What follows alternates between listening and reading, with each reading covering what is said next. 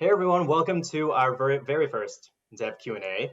I'm Andy. I'm on the community team at Crystal Dynamics, and with me today we have Scott Amos, the head of studio. Hello, everyone. How are you, Scott?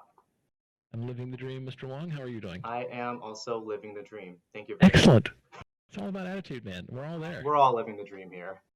I admire your background. Very on Thank point. you. I admire yours too. Hey, I do like Kamala's headquarters. Same.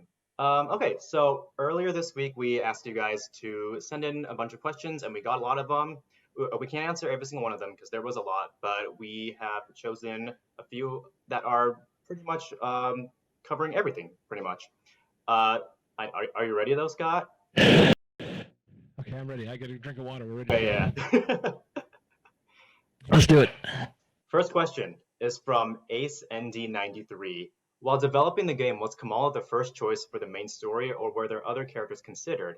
How different could the story you told have been from the beginning of development compared to the end? Okay, so the Kamala question. Certainly, as a studio, as a team, as developers, we said, hey, what do we get to bring that's fresh to the Avengers? So Marvel's Avengers, they've been around, there's 80 years of history in here. There's some amazing, iconic characters. You think Captain America or Black Widow or Thor or Iron Man, and they've been done in so many different ways in other games and TV shows and movies and certainly, of course, the source comics. And so for us, we're like, how do we bring all of that familiarity and all the iconic nature of those heroes, but put something fresh in there? Put some fresh face that helps us say this is a unique take and a unique origin tale and a different version, what we call the crystal lens that we kind of look through and say, how do we do an original Avengers story our way, but still with all the stuff that we know and love that have been the source of this franchise for 80 years. And Kamala had just kind of come onto the scene in 2014, right, having her own series and saying, this is an amazing character who is somebody trying to fit in, trying to figure out what it's like to become a hero, who's all about hope, who's all about unifying and always stamping out injustice and doing the right thing. So for us, she's also somebody who's just like our gamers, who wants to kind of fit in, who loves the Avengers, who wants to become that hero of her story. And we love the idea of that seems like somebody we can connect with on an emotional level and somebody we can introduce in a new, unique way through the kind of blockbuster gaming experience. So that's why we love that Reassemble campaign, that she gets to start her actual origin tale from our game all the way through the end of it with MODOK and AIM and how all that wraps together. So yeah, she was always the linchpin, that center point for us that we build everything else off of. And then the second question, I assume the question actually means, how is the story that we shipped different than the story we started with when we actually wrote this the first time? And so one of the fun elements looking back at our history is within the first year, and this is years ago, remember, that we started this whole thing, being able to actually craft the story, the guys had actually written out a story, had actually done storyboards across it all, and we actually had an entire screening of our story with storyboards, with our own characters being read by the people who worked at Crystal, and with some slates that were actually narrated by our audio director, Jack. And so we actually had the team go to the theater and watch a 97-minute storyboard movie, basically, that was like, oh my gosh, this is exactly what's going to happen, from the opening moments of who Kamala is and how she meets the Avengers, all the way to the big boss fight at the end with MODOK. And we literally had done this as an experience as a team, like, we can see it, we can see all of this story that we're going to tell. And it was an amazing experience to have that. If you look at that now versus what we have, you will see the spine is all still the same, starting with Kamala, going to MODOK, how it actually goes through the reassemble and getting these heroes together. But then as we get into the details, when you have like Shauna Sky, our creative director, coming in and saying, hey, it's not quite clear what the motivations are or who's actually the bad guy and what's actually happening behind the scenes. And then we get to the actors that we brought in with such an amazing cast. When they got into these heroes, they would actually do some alternate reads or different takes for how these characters might say certain things, and we'd iterate and refine it. But if you looked at it front to back from the beginning story to the end, you'd be like, oh my gosh, that's remarkable how similar it is from all the way through it as the spine. And there's just details that have been tweaked and tuned in there and refined to make it the thing that it currently is. So yeah, I think the team did an amazing job of crafting initially and then delivering what that vision was. Awesome. Next question is from Aguilar Geralt. When are we going to be able to replay the campaign? I really want to play it again, and my brother wants to play it for the first time. So we are right there with you because we love this campaign, and we actually getting through that story and being able to go back through that story is very important to us as well. And so while I can't give you a specific date, what I can say is our first working version is in test right now.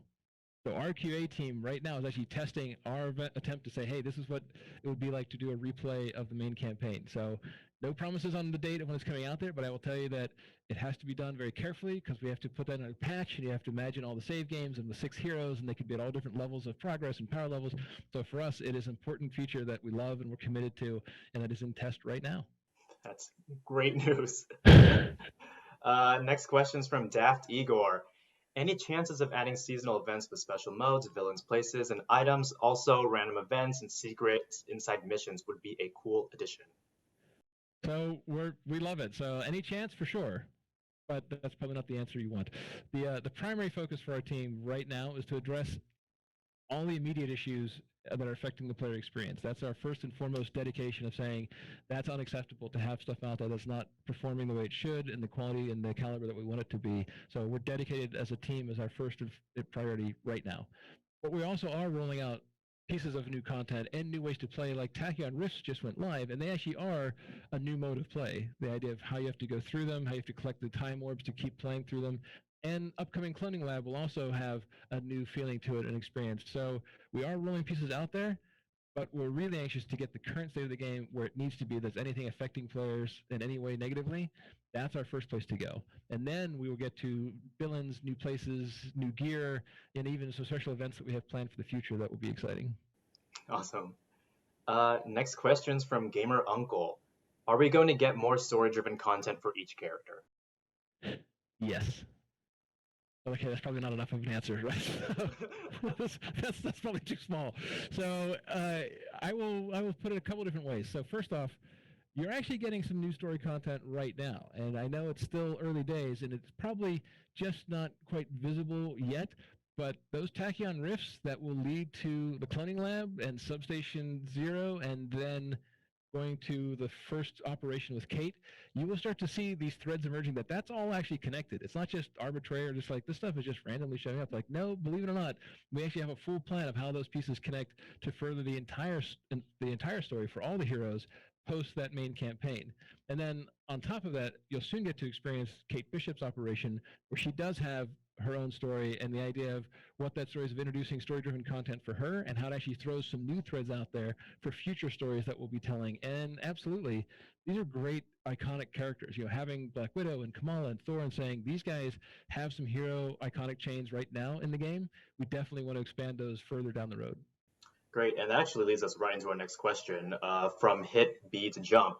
Will future story content have hero missions with cutscenes and exciting set pieces? The campaign was excellent, and I would hate for it to be a one and done type thing.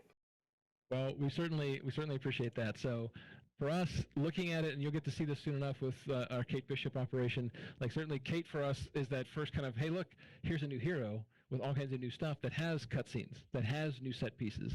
And so we look at that as saying it is a different size and shape. Certainly that main Reassemble campaign is built as the big enchilada to introduce all 6 of them. But as we introduce our new heroes, they actually will come with everything from new skills and new gear and everything else that you expect with a new hero, but also you'll see with the Kate pack that she has a full storyline that you get to play single player or co-op, and actually get to experience that storyline as a, here's how we introduce Kate to the Avengers and to the world, and here's what new things it expands about the world.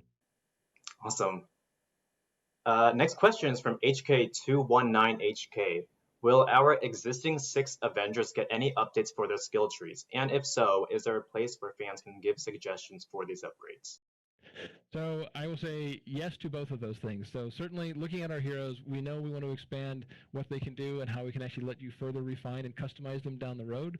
There's all kinds of things that are in mind. You guys have gotten to play with them now and see what they can do. And for those of you who really get that hero level 50 or power level 150 and start seeing when they have all those skills and you have those pick threes, we can really adjust them on the fly, and you have that cool gear, it's a hell of an experience. And so we want everyone to be able to experience that. But on top of that, certainly our Vince Napoli combat director, and looking at that team saying, no, there's more to do with these heroes. There's more we can do to expand on these heroes. So we absolutely want to go down that path as soon as we possibly can. On top of that, when you think about suggestions, we listen to you guys. You know that by now. You've probably heard it. Andy and the community team do a great job of funneling questions like these and everything else our direction of, hey, here's some stuff to think about. What can we do? So keep the suggestions coming. We absolutely will take those to our team, and we look at them and say, hey, that's a really good idea, and how can we do this, and how can we work it in there? And you'll also see us feed back to you guys through our Pro Tip series, which just started. We actually have the developers themselves. Like I think you got to meet Scott Walters. One of our designers actually makes these things come to life, saying, "Hey, here's some pro tips of how to take and use these things, or even optimize your hero's setup or layout or gear." And I think that's an important point to have that dialogue between yourselves and ourselves because we're all players and we're all fans of this. Yeah, absolutely. So next question is from Inverted Y1. He has two questions. So the first one from Inverted Y1 Okay. is cross-platform going to be a thing for Marvel's Avengers? So for the near term, cross-gen play will be a thing, meaning if you have a PS4 and your friend's lucky enough to have a PS5, or you have an Xbox One and some of your friends get an Xbox Series X, you will be able to play from PS4 to PS5 or from Xbox One to Xbox Series X. So that's cross-gen platform. So at least you can play with your friends if they're on new or old or whatever. So that's true. And then this franchise is global. It's worldwide. It's something that we love. So we are certainly very much aware that the more people we can connect together, the better we all are. So I will leave it there for now, but certainly it is very much top of mind of how we could pull that off so we can get more people connected to play together. Great. And the second question is, are other gameplay mechanics going to be addressed for the future of Marvel's Avengers? Well, mechanics, that covers a lot of territory. So when I think mechanics, we think of hero mechanics and actually how the players, and certainly starting with that, when you guys get Kate Bishop and then Hawkeye and then future characters, you will see that we actually are making new mechanics for them. How they move, how they shoot, how they fight, what their heroics do, even what their gear does. So definitely there are new mechanics coming in that sense that you actually will have that experience of, hey, how my heroes interact with the world and their uniqueness for their set of mechanics and skills that you get to upgrade. But you might also be talking about mechanics as the game missions themselves, of thinking like, hey, what else can I do inside of these worlds? And I will say we are definitely working on that as well. Those are some of the harder things to add. They just take a lot more time to make sure they're right, particularly in a Warzone or Avengers Initiative context where you have to think of 1 through 4 player and how does the companion AI work with it. So we are definitely attacking that as well, saying new ways to interact with the world. Tachyon Rifts was a very simple example of, hey, this is a new thing to do. It is a new mechanic of having that time-based mechanic, but that's a very simple version, and we have more complicated and exciting ones coming, certainly for future expansions. Okay, next question is from MaDZ1. I know next gen release has been pushed back to 2021, but will we be able to play a backwards compatibility version on PS5 on launch day, or do we have to have both consoles on the go until then? So good news is that you actually will be back compatible on both Xbox and on PS5. So that's an easy one. So certainly we wanted to support that from the beginning. So come launch day, you have your PS4 version. You can play PS4 version on PS5 or Xbox One version on your Xbox Series X. And also your save game will move forward when you do upgrade to PS5s and Xbox Series X's. You'll actually be able to take your save game from your current gen to the next gen. And so that way you'll be able to continue playing seamlessly when you go forward. Nice. Next question is from Mendonca Danilo. Love the game, but it's still taking too long for new content like Hawkeye or other characters. Any news on that? We love the game too. Thank you for loving it. We certainly would love to put everything in your hands immediately, and some of these things just take time. You know, we've announced our first 2 heroes are coming, right, with Kate and with Hawkeye, and we haven't really talked about this, but certainly there are new bosses coming as well. So the idea that having not only heroes but actually villains to fight about and new bosses to fight with, and we haven't announced Kate's official drop date yet, but I will tell you this: you'll be able to play her before the end of the calendar year. So stay tuned for the announced date. Next question is from N7 Mass Effect fan. Actually, has a few questions, so we're gonna one at a time. First one: will there be any storylines based on the comics? So I would put it to a slightly different way that all of our storylines are in some way based on the comics because they're the source material. But I think you mean, hey, this specific comic translated specifically into a storyline in the game. We use all of the source material from the 81 years of Marvel history, comics, TV shows, movies, games, toys, whatever. And say, hey, all of this stuff is part of that tapestry of who Marvel's Avengers are. And so for us, it's all inspiration and things that we even aspire to and say, this is a great storyline, or even this is a great comic panel. How do we use that through that crystal lens that I talk about of how do we see it interpreted into our version of Marvel's Avengers? So we don't have plans to take one story and turn it into a specific story inside of our game, but we will actually take all of those different stories and pieces from them and say, hey, this would be a great inspirational piece. How do we work that in and do our version of that? Much like we did with Kamala. Right? Her origin tale for our game is different than the origin tale that she has in the comics, but it's our interpretation of that through our lens in our world. And his second question is, are AIM and Taskmaster's goons going to be the only villains and factions in the game? So AIM is the primary source of all the trouble right now, right? And spoiler alert. Sorry, I hope you guys have actually played through it. A little spoiler alert. But as you get through the game, and you see that MODOK was the big bad and AIM, and then you get to Monica as Scientist Supreme, and you start realizing further and further, like, oh my God, she has all these experiments going on, all this crazy tech. Something you'll get a real kind of first glimpse at of what the future kind of looks like is in Kate's operation, and Kate Bishop's operation. You'll get a sense of like, oh, this is all leading to something bigger and something different. So I don't want to spoil that part for you, but the idea that at the moment, yep, certainly AIM are the bad guys who are causing trouble. Certainly you have Taskmaster and all of his bad henchmen. We have Abomination as well. But again, new villains and new bosses are coming. And as we get to the larger expansions, you will see much different enemies showing up. And so we're very excited to start pushing down those directions to share with you guys, because we know you've killed many, many robots. So we definitely want to give you some new stuff to kill. I'm excited. Last question from N7. When playing solo, can you put in an option to change characters in the mission to open certain doors or make locks, puzzles anyone can decipher? Yeah, so on the solo play, being able to like smash or hack or use any of the specific doors, we definitely have heard the ask. Any of those who've been with us from the beginning certainly saw that with Cap. One of the things that you guys had said is, Captain America, why can't he smash a door? Like, that's a really good question. So we addressed that. We patched that in. So we absolutely are listening, and we absolutely agree with you that we have some plans that I can't reveal the details of yet, but saying, how do we actually continue to address this in a smart way? So particularly from solo players, that you guys will be able to address this situation while you're playing through the levels. So more to come on that. But yeah, we've heard you loud and clear, and we're definitely addressing it. Great. Next question is from OJ Jenkins 13. Please give us a roadmap if you can, okay? We know you're working hard. Please do your best. We believe in you. That's really nice. That is really nice. No, you're absolutely right. We are working hard, and we actually love that you believe in us, because I believe in this team. I believe in you guys, like being our fans, knowing what these characters mean to everybody, including us as fans of the Avengers. We certainly believe, and our jobs every day to say, how do we make this better? How do we actually improve the things? And we have so many plans for the future that we're just scratching the surface at the beginning right now. One of the things that we learned disappointingly is that when we show a date and then we get to a point like it's just not perfect yet. It's not where it needs to be. We had to move our Kate operation back from where it was, because we wanted to deliver it to you guys at the end of October. Like, it needs some more time, and we have some critical fixes and issues to deal with first. So we hate dating things until we're absolutely sure. It makes just a disappointment for everybody, and so we don't want to show you guys our future plans with dates on it of saying, oh, this stuff is all coming on these dates, until we're really sure that we can deliver to those dates, because we just know how disappointing it gets. But I will say this, we are working very actively on how do we communicate the current roadmap we have to all of you, so that it's actually in progress. It is a priority for us, because we know everybody wants to know what's actually coming in the future, and there's so much to share. We're excited so you guys can see how much cool stuff is ahead of us on this journey. Yeah, I'm super excited too for all that. Well, you've gotten to see glimpses of it, so you can play you can play coy, but you do know a couple things that don't tell anybody yet. We're not all right. Okay, next question is from Silver 3 Composer. What in brief goes into determining how characters should feel when playing as them?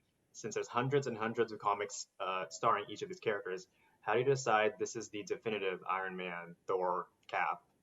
Definitive. Wow, yeah. Definitive is that's a strong word. So at a detailed level, the way I can best put this to you is it starts with our core combat team. We call them our PET team, PET, for Player Enemy Traversal Team, led by Vince Napoli, combat director. You guys have seen or heard. Certainly, he's got a great ability to craft amazing heroes with an amazing PET team around him, and all the animation and design and all the stuff that goes into it. They start as a group brainstorming, saying, okay, let's take a character. Let's take Black Widow and say, what makes Black Widow Black Widow? And it becomes just an open forum of all the different things, from stealth and nimble and great takedowns and amazing gadgets and cool technology and guns. And so looking at that kind of brainstorm of all the things that say this is what would define Black Widow for me, they also then say, okay, what if this was just the Black Widow game? not the Marvel's Avengers game, but if this was just Black Widow game, what would you expect and be able to do? Oh, I'd want to have a grapple, and I'd want to have all, and just going through the list of technologies and mechanics and abilities and say, this is what would make it feel like a great Black Widow game. From that, they then say, okay, now that we have that defined, let's start prototyping everything from storyboards to working with the animation team to actually putting in an engine, saying, here's some cool moves or techniques or tactics that we'd have for this character. So you have that pure philosophy of who she is. She's about stealth. She's about quick action. She's about strikes and getting in and getting out. Okay, how do we take that, turn it into the moveset? Okay, now let's play with it on the sticks and say, how does it feel in game? And we actually would do our own kind of peer reviews with people in the dev team. We would broaden that to our collaborators from Marvel Games. We'd actually even have user tests with folks who would come in and play just that hero and give us feedback. So it's a very detailed process of saying, does this feel right? Does this give you the sense of, hey, this is Iron Man, or this is Thor, or this is Black Widow? And so that for us is how we really take and say, now is it our version of that character? Because we're not trying to make the same character that somebody else has made in another game or movie or comic, but say these are all the different elements that we like that go through that crystal lens again and become our version of that character on screen.